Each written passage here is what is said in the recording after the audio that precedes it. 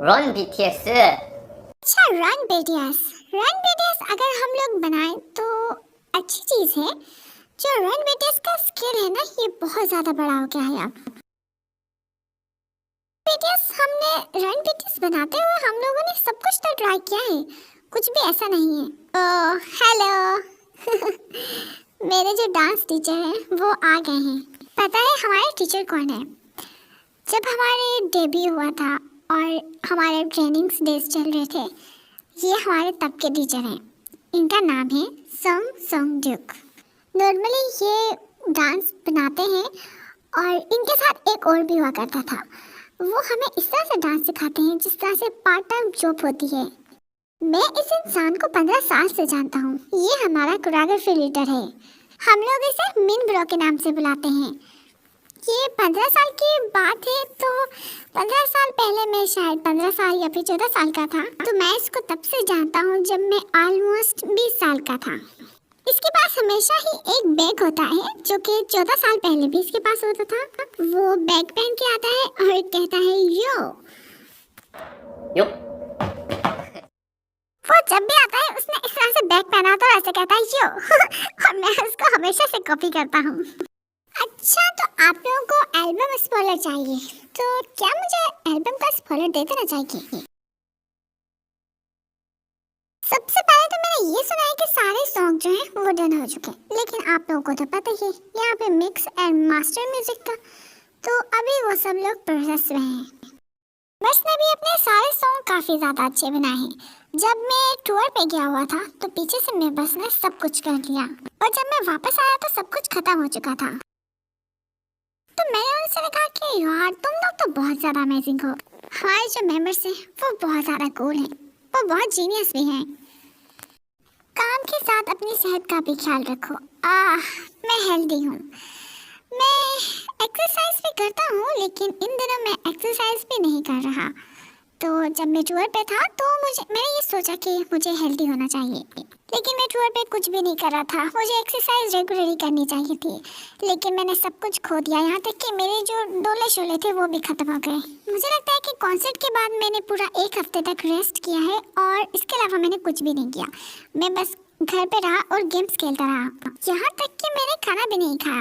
मैं सच में नहीं खाता हूँ। जब मैं गेम्स खेलता हूँ तो मैं खाना भी नहीं खाता हूँ। तो जब ये सब होता है ना, तो जो हमारा यंग मैनेजर है वो कहता है कि मेरे पास इतने पैसे नहीं है अभी कि मैं आप लोगों को कुछ खरीद के दे सकूँ। तो जब भी आप गेम खेलो तो फिर आप ऐसा क्या करो कि एक कैंडी खा लिया करो, क्योंकि आप खाना तो खाते नहीं है। तो जब मुझे ठंडे पसीने आने लगते हैं ना, तो फिर मैं एक ग्लूकोज की कैंडी उठाता हूँ और उसको खा लेता हूँ। यही वजह है कि मैंने दोबारा से बहुत ज़्यादा वेट लूज कर लिया है और हम लोगों को दोबारा से कम बैक करना है, तो मुझे एक्सरसाइज भी करनी चाहिए।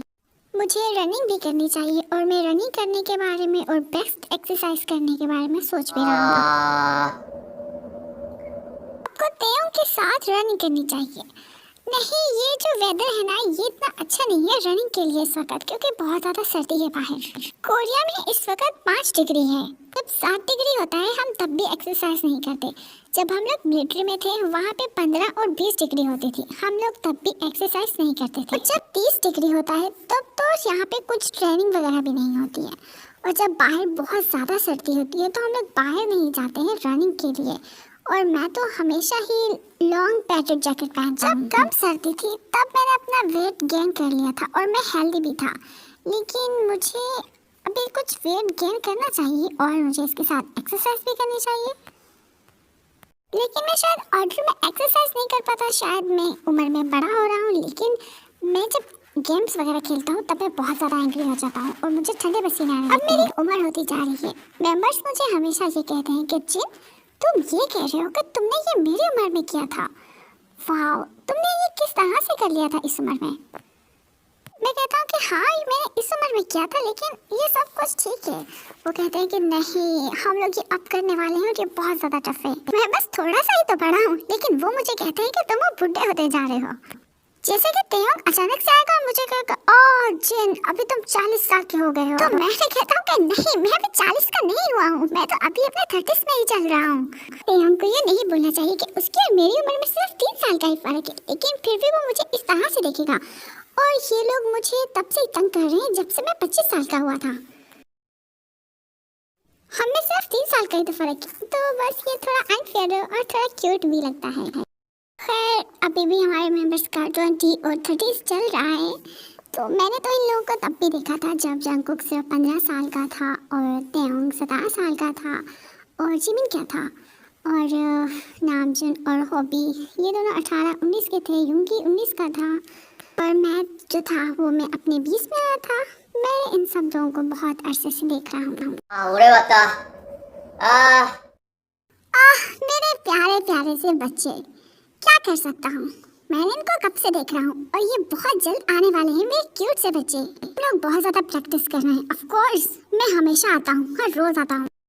कल मैं अपने रास्ते में था और मैं आ रहा था यहाँ पर, तो मैं अपना फ़ोन देख रहा था तो मैंने देखा कि अचानक से जंगकुक वी लाइफ पर ऑन हो गया। तो मैंने देखा कि जंगकुक घर पर कुकिंग कर रहा था, तो मैंने कहा व्हाट, क्या प्रैक्टिस कैंसिल हो गई है?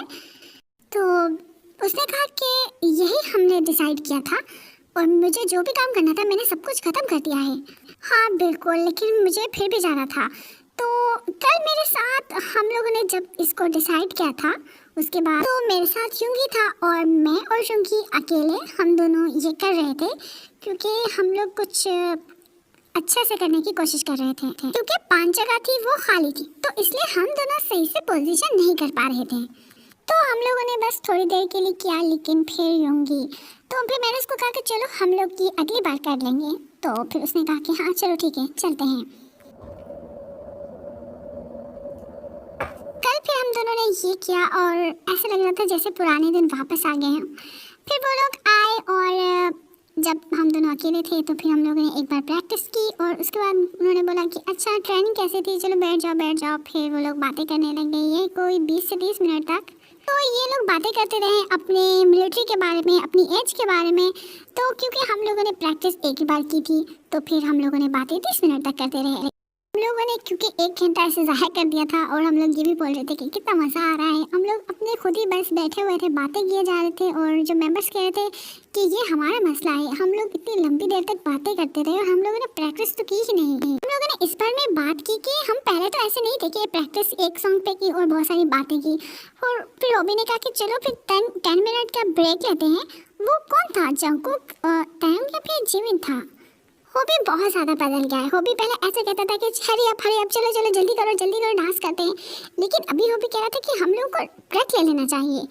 सो वो लोग तो बहुत ज़्यादा बातें कर रहे थे, लेकिन मैं इतना ज़्यादा नहीं बोल सकता हूँ क्योंकि मैं ज़्यादा बातें नहीं करता, क्योंकि मेरे पास ज़्यादा बातें करने को कुछ भी नहीं है। बिकॉज मैं ब्रॉडकास्ट पे नहीं ज़्यादा जाता हूँ, क्योंकि हम लोग सेलिब्रिटी हैं तो मुझे लगता है कि हमें अपनी अच्छी वाली साइड अपने फ्रेंड्स को दिखानी चाहिए, क्योंकि ये हमारी जॉब है। कोई शो होता है या हम किसी टूर पे जाते हैं तो वो लोग हमें फिल्म करते हैं। तो हम लोग जब कॉन्सर्ट पे जाते हैं तो मेरा जो चेहरा होता है वो थोड़ा सूजा हुआ होता है और मेरे बाल भी बड़े अजीब हुए होते हैं। तो मैं कोशिश करता हूँ कि मैं ये सब कुछ ना दिखाऊं। तो मैं अपना आप कैमरे में तब दिखाना चाहता हूँ जब मेरे बाल अच्छे से बने हुए हों और मेरा मेकअप भी हुआ हो, क्योंकि दूसरे भी लोग यही करते हैं। इसका मतलब है कि आप लोगों को सिर्फ अपना आप खूबसूरत दिखाना और हैंडसम फेस दिखाना, लेकिन जब हम लोग प्रैक्टिस के बाद आते हैं तो हम बहुत ही क्रफी से होते हैं, हमारे बाल बिखरे हुए होते हैं, पसीने से भरे हुए होते हैं। तो यही वजह है कि हम लोग आप लोगों के साथ क्लोज आना फिर नहीं पसंद करते।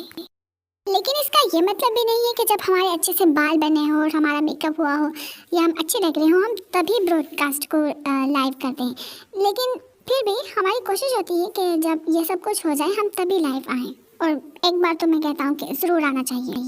ऑफ कोर्स मुझे अपने चेहरे पे बहुत कॉन्फिडेंट है कि मैं बहुत हैंडसम हूँ, लेकिन फिर भी कि जब मेरा थोड़ा चेहरा सूजा हुआ होता है और मेरे बाल बिखरे हुए होते हैं तो मैं थोड़ा सा जो अपना कॉन्फिडेंट है वो थोड़ा खो देता हूँ, लूज़ कर देता हूँ कि मैं आप लोगों को सिर्फ अपनी अच्छी इमेज दिखाना चाहता हूँ। That's right. जैसे कि आप देख सकते हैं कि मेरे बाल देखो कैसे शेकी से और खड़खड़े से हो रहे हैं, और इसके साथ ही मुझे एक बहुत ही अच्छे से हेयर कट की भी ज़रूरत है। फिर भी मुझे तो आज लाइव ऑन करनी थी। और